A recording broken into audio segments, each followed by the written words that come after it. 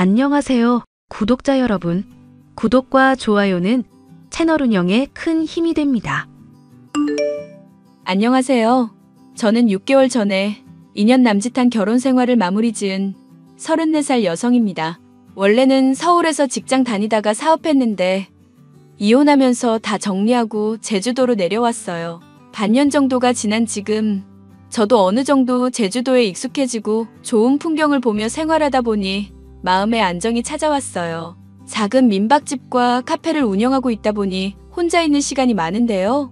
그래서 늘 틀어놓는 것 중 하나가 바로 사연 채널입니다. 워낙 자주 듣다 보니 울고 웃고 자주 공감하는데요. 오늘은 용기 내서 제 사연을 한번 써보려고 합니다. 곰곰이 생각해보니 제가 겪은 사연도 웬만한 사연 못지않을 것 같아서요. 누워서 침 뱉기라 제 입으로 지난 날을 이야기하는 게 참 그렇지만 그래도 이렇게 이야기하고 나면 속이 뻥 뚫릴 것 같네요. 아마 그 집 사람들이라면 이 사연을 읽고 뜨끔해서 저한테 연락이 올지도 모릅니다. 그렇지만 이젠 상관없습니다. 찾아와서 난리 부르스를 쳐도 전 눈 하나 끔뻑하지 않을 자신이 있거든요. 제가 왜 이렇게 자신감이 넘치는지 사연을 듣다 보면 아시게 될 겁니다. 그럼 시작할게요. 정희씨, 오늘 보고서에 넣을 자료 정리하는 거 말이야. 혹시 어디까지 했나 물어봐도 될까? 아, 과장님. 잠시만 기다려 주시겠어요? 지금 거의 다 해서 제목만 달면 되거든요. 검토하고 15분 정도 걸릴 것 같아요. 와, 역시 정희씨. 사실 갑자기 위에서 3시까지 보고서 달라고 했거든. 원래 여유 있었는데 뭔가 급해 보였어. 아니, 마케팅팀은 왜 이렇게 줏대가 없대요?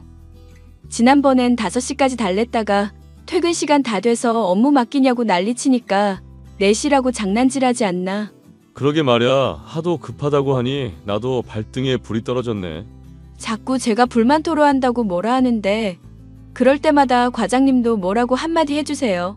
사회생활이 다 그런 거 어쩌겠어. 나도 위에서 시키니 하는 수밖에. 아휴, 진짜. 과장님이 너무 착하셔서 탈이라니까요? 그런가? 정희씨가 보기엔 내가 착해 보이나? 그럼요. 사회생활 하면서 과장님 같은 상사 만나면 완전 고맙죠. 여자 마음 잘 알아주지. 신입사원들 공감해주지. 고민 상담도 잘 해주시잖아요. 나도 10년 조금 넘게 회사 생활했지만 그걸 노하우 삼아 조언 정도 해주는 건데 뭘. 그렇게 칭찬해주니 내가 몸둘 바를 모르겠네. 에잇, 과장님도 빨리 좋은 여자 만나서 장가 가셔야죠. 나이 많은 과장을 누가 봐준다고. 난 이대로 연애만 해도 좋아. 정희씨야말로 결혼 정년기 아닌가? 저야 그렇죠. 근데 회사 생활하랴 아주 바빠 죽겠어요. 제 앞가림하기도 벅찬데 뭔 남자예요. 얼른 과장님이나 좋은 분 만나세요. 아시겠죠? 내 생각을 해주는 건 역시 윤주인밖에 없네. 아무튼 자료 보내고 메시지 하나 줘. 잠시 밖에 나갔다 와야겠다. 네, 그럴게요. 저는 대학교를 졸업하고 바로 취직한 회사에서 남편을 만났습니다. 남편은 제가 근무하던 부서 과장님이셨어요. 나이 차이가 제법 있었지만 동안의 젊은 사람들 못지않은 패션 감각 때문인지 다들 20대 후반이나 30대 초반으로 봤었습니다. 업무적으로 많이 부딪힐 일도 있고 제 직속 상관이다 보니 출근하고 퇴근하기 전까지 매일 붙어있다시피 했어요. 그러다 어느새 사랑이라는 감정이 솟아났고 사내 연애를 하기에 이르렀죠. 저는 열린 마음이라 굳이 연애를 숨길 생각은 없었지만 당시 남편은 회사 생활하면서 공개 연애하는 것에 대한 부담감이 상당할 거라며 비밀 연애를 제안했습니다. 그땐 그저 저를 배려하는 마음이겠거니 싶었는데 지금 생각해보면 모든 게 다 계산된 행동이었죠. 아무튼 저희는 2년 정도 길다면 길고 짧다면 짧은 연애를 마무리하고 결혼하기로 약속했죠. 어머니, 여긴 저희 엄마세요. 안녕하세요. 김성화라고 합니다. 정희 엄마 되는 사람이에요. 안녕하세요. 바깥분이 안 계신다는 소리는 들었는데 막상 상견례 자리에서 보니 뭔가 비어 보이긴 하네요. 그게 무슨 소리세요? 엄마 다짜고짜 그러면 장모님 당황하시지. 왜 그런 말을 해? 아니, 솔직히 그렇잖니. 기울어도 한참 기우는 결혼이잖아. 원래 양친이 다 살아있어야 집안일도 의논하고 그러는 건데 집안의 기둥인 남자가 없어서 제대로 살아왔기나 했겠어? 아무래도 안 사돈이 걱정되는 게 많으신가 봅니다. 그래도 정희 남편 죽고 못 살았다는 말은 못 들었어요. 저 힘들긴 해도 저희 정말 열심히 키웠습니다. 그거 하나는 자신 있게 말씀드릴 수 있어요. 그래 엄마. 정이 어디 가서 모자란다는 소리는 안 들어. 우리 회사에서도 완전히 인정받는 직원인데. 얘가 눈치 없이 어른들 대화하는데 자꾸 끼어들어? 상견례 자리는 어른들끼리 이야기해야 하는 자리니까 너희들은 그냥 가만히 좀 있어라. 안 그래요, 사돈? 네, 그렇죠. 지당하신 말씀입니다. 그래서 말인데요. 내가 돌려서 말하는 성격은 못 됩니다. 까놓고 말해서 결혼 자금 얼마나 대주실 건가요? 우리 잘난 아들 대기업 다니는데 허술하게 결혼시키고 싶진 않네요. 무슨 뜻인지 아시겠죠? 예, 압니다. 혹시 따로 생각해 두신 게 있으신가요? 저희가 최대한 맞춰서 해드리겠습니다. 그럼 두 아이 회사가 가까워야 하니 집은 회사 근처로 구하면 되는 문제고 혼수나 예단은 다 최고급으로 해야 합니다. 미리 봐둔 브랜드가 있으니 자세한 건 애들 통해서 주고받고요. 네, 그렇게 하도록 하죠. 그럼 집값에 얼마나 보태드려야 할까요?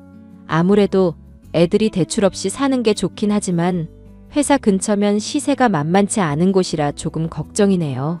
무슨 소리세요? 당연히 사돈이 부담하셔야죠. 우리 잘난 아들 엘리트 코스만 밟아온 수재예요. 명문대 나와서 떡하니 대기업 다니고 있고 외모도 나 닮아서 워낙 동안에 지금 나이로 안 본다고요. 그런 우리 아들이랑 결혼하면서 집 정도는 해오셔야죠. 어머님, 그건 좀 아닌 것 같은데요. 저희가 집도 해오고 혼수도 해야 한단 말씀이세요? 못할 건 뭐니? 그러고 보니 너희 집 좀 산다며? 그 정도는 해줄 수 있는 거 아니야? 집값 그까짓 거 얼마나 한다고 못 해준다 이거야? 그럼 난 이 결혼 다시 생각해봐야겠다. 어머니, 생각을 해보세요. 집값이 1억 아니고 5억이 넘는데 그걸 저희 보고 다 부담하라고 하면 나머지 혼수나 예단 정도는 어머님이 부담해 주셔야죠. 보통 20% 정도를 예단으로 보낸다는데 저희가 5억 아파트 해가면 어머니 이렇게 해주실 거예요? 내가 그만한 돈이 어딨니? 그리고 넌 어른들 말하는데 왜 끼어들어? 그래, 정이야. 너 이래봤자 좋을 거 하나 없어. 어른들끼리 이야기하고 너희들 통해서도 주고받아도 되니까 오늘은 좀 참고 있으렴. 아버지가 안 계셔서 그런가 못 배운 티 내는 것도 아니고 너 이러다가 결혼하고 나면 아주 나한테 대들겠다? 솔직히 기우는 결혼은 아니라고 봅니다. 우리 정희도 그렇게 따지면 어디 가서 안 밀려요. 사돈이 무슨 말씀을 하시는지 아주 잘 알겠습니다마는 한쪽에 기우는 결혼을 하면 나중에 말 나오지 않겠어요? 공평하게 집값을 반반 부담하면 어떨까요? 우리는 사정이 좋지 않아서 그렇게 많이는 못 보태줍니다. 아니, 지금 귀한 아들 데려가면서 그 정도는 해주셔야죠. 돈이 문제가 아니라 사람이 문제잖아요. 저도 아드님 잘 키워주신 것에 대해서는 정말 대단하고 존경스럽습니다. 하지만 두 아이가 좋아서 결혼하는 거니 저희 욕심은 잠시만 내려놓도록 하는 게 어떻겠습니까? 내가 무슨 욕심을 부린다고 그래요? 아무튼 저녁에 약속 있어서 지금 나가봐야 할 것 같으니 자세한 건 아이들 통해서 주고받도록 하죠. 그리고 집 문제는 저도 다시 생각해 보겠습니다. 자꾸 기운다 어쩐다 하시니 저도 내키질 않아서 말이죠. 솔직히 저희 부부는 결혼 전에 이미 끝나도 아무 상관없던 상태였습니다. 상견례 때 시어머니의 태도에 이미 질려버렸거든요. 하지만 그건 문제가 되질 않았습니다. 남편을 사랑하는 마음이 컸고 지금까지 살아오면서 누구한테 마음을 줘본 적이 없던 제가 남편을 쉽게 놓칠 수 없었거든요. 분위기가 좋지 않았고 저도 마음이 많이 상했지만 결혼시키자는 것으로 결론 짓고 상견례를 마무리 지었습니다. 사실 제가 초등학교 2학년에 올라갈 무렵 교통사고로 친정아버지가 돌아가셨어요. 그 뒤로 엄마가 아버지 사업을 물려받고 가정을 꾸려나가시면서 정말 많은 고생을 하셨습니다. 자수성가했다고 할 정도로 밑바닥이었던 아버지의 사업을 지금까지 잘 이끌어오셨죠. 그런 엄마의 모습을 보고 자란 덕분에 저는 재산 불리기에 관심이 많았고 부동산 투자로 큰 수익을 보게 되었죠. 금전적으로만 따지면 어디서 남부러운 것 없는 정도였습니다. 남편에게는 모든 사실을 비밀로 하고 그저 평범한 회사 여직원으로 살아가고 있었죠. 자기야, 엄마가 이 정도면 될 것 같다셔. 지난번에 말했던 것보다 많이 줄였어. 어때? 뭐 나쁘진 않네. 이제 집 계약도 했으니 제대로 혼수 보러 다녀야겠네.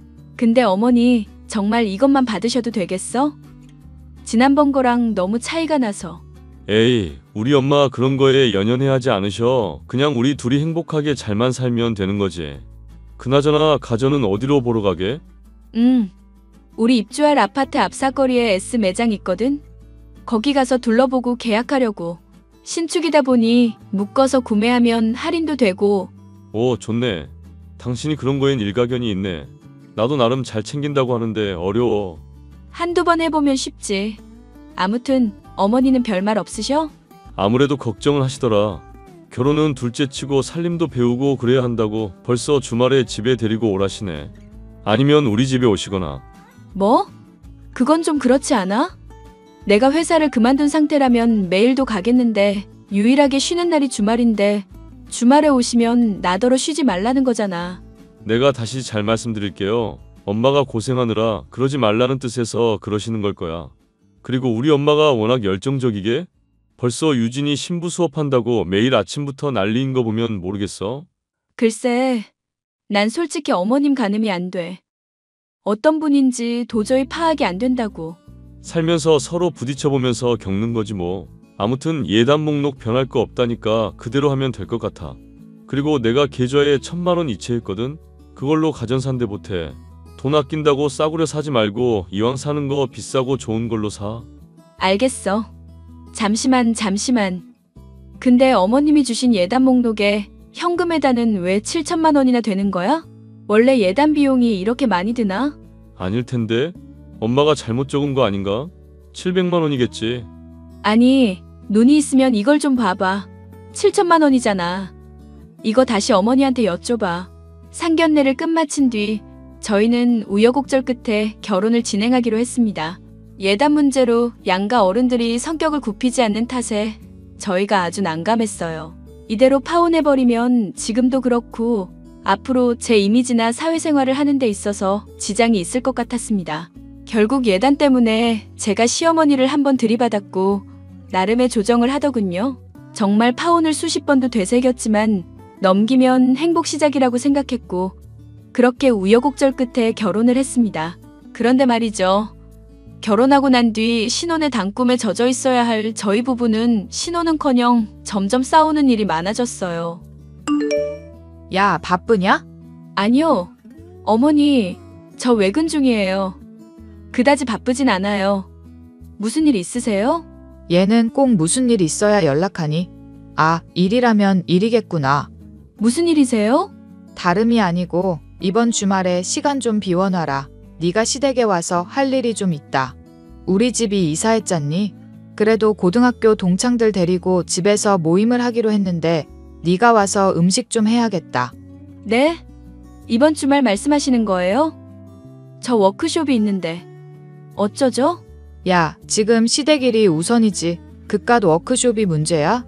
장도 보고 해야 하는데 나 혼자 어떡한다니? 어머니, 요즘 출장 뷔페도 잘 나오고 집 파티팩이 너무 잘 나와서요. 죄송하지만 이번에 중요한 자리라서 제가 그거라도 주문해드리면 안 될까요? 얘, 음식은 정성인 거 몰라? 너 어디 가서 그런 소리 하면 정말 못 배웠다 소리 듣는다. 사돈 얼굴에 먹칠하는 일이라고. 아, 제가 일부러 빠지는 게 아니라요. 그이한테도 물어보면 아시겠지만 진급도 걸려있고 여러모로 회의하러 가는 거라. 결국 못하겠다는 소리 아니니? 여자가 벌면 얼마나 번다고. 너 그 회사 다니는 거로 유세 부리는 거야? 막말로 우리 아들이 너 잘 챙겨주니까 네가 겨우 그 자리 유지하고 있는 거잖니? 가진 것도 없는 년 며느리로 받아줬더니 이 정도도 못하고. 내가 너 다시 생각해봐야겠다. 어머니, 무슨 말씀을 그렇게 하세요? 그리고 자꾸 저한테 너 하시는데 제발 며느리 대우 좀 해주세요. 저 이번 워크숍은 못 빠집니다. 지나가던 개가 다 웃겠다. 옛날이었으면 너 바로 쫓겨났어. 정 그러면 그이랑 이야기 좀 해볼게요. 저 혼자 독단적으로 생각할 문제가 아니라서요. 여보, 바빠? 아니, 안 바빠. 왜? 회사에서는 웬만하면 아는 척하지 말자니까. 집에 가서 이야기하면 안 되는 거야?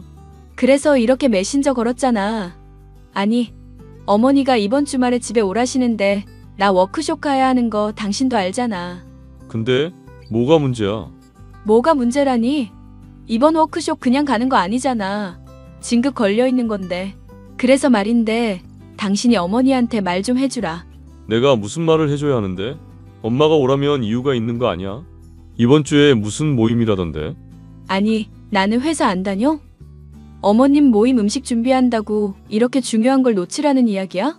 아, 워크숍 한번 빠진다고 안 죽어. 그냥 엄마 기분 좀 맞춰주면 안 되냐?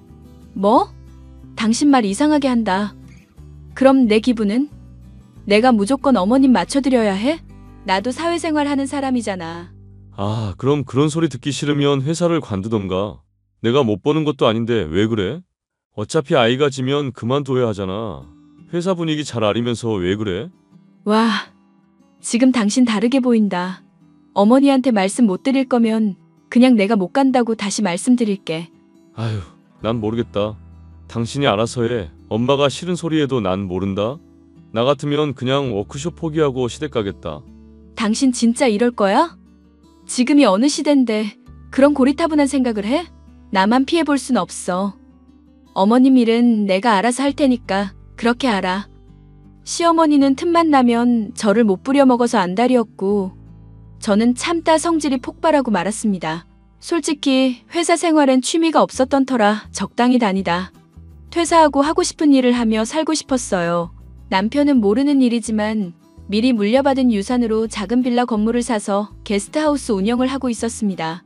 한때 호텔 종사자라는 꿈을 꾸고 있었지만 안정된 삶을 살기를 바라셨기 때문에 그 꿈을 포기하고 있었고요. 하지만 돈도 벌고 제가 하고 싶은 일도 할 수 없을까 고민한 끝에 게스트하우스를 운영하게 되었고 지금은 월급 말고도 월 1,000 이상을 벌고 있어요. 언젠간 돈을 모아서 펜션을 짓고 규모를 키워나갈 생각이었죠. 어쨌든 남편과 한바탕 하고 결국 저는 시댁을 가지 않았습니다.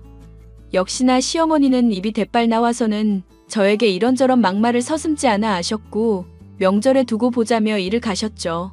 시간이 흘러 결혼하고 첫 명절이 다가왔습니다. 야, 결혼하고 첫 명절이니까 당연히 신경 써야 하는 거 알고 있지? 이번에 너 본다고 친척들이 많이 온다니까 아주 단단히 준비해야 할 거다. 네? 몇 분이나 오시는데요? 저한테 그런 말씀 없으셨잖아요. 제사도 안 지내신다고 하고. 이번에는 너 보러 온다고 제사는 생략한 거야. 그리고 원래 제사는 큰 집에서 지내고 온다. 배려 차원에서 제사 없이 얼굴 보러 오는 거니까 네가 음식 대접을 좀 해야 하지 않겠니? 명절이니까 적당히 구색 좀 갖추고. 음식을 해보긴 했어도 대용량은 처음이라 서툴 것 같은데. 어머님이 도와주실 거죠? 어머, 얘 말이 되는 소리를 하렴. 어차피 저녁 먹으러 모이는 거니까 시간 넉넉하잖아. 너 알아서 장 보고 요리하면 된다. 며칠 준비하면 하는 건 뚝딱이니까 그렇게 해. 네? 전부 다 혼자 해야 한다고요? 어머님은 안 하시고요? 너 보러 오는 손님인데 내가 왜 힘을 쓰니? 밥은 밥솥이 해주고 요리는 프라이팬이랑 냄비가 해주는데 넌 뭐 하는 게 있다고 벌써 앓는 소리냐? 아, 참고로 20인분 준비해라. 네? 20인분이요? 그렇게 많이 오세요? 그래, 작은 집이랑 당숙내까지 하면 그 정도 인원 될 거다. 20인분이라고 했지만 넉넉하게 준비해. 혹시 모르잖니? 싸갈 음식들도 있어야 하니까.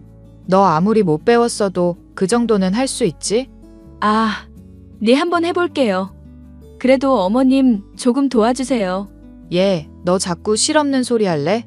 내가 도와줄 것 같았으면 진작에 같이 하자고 했지.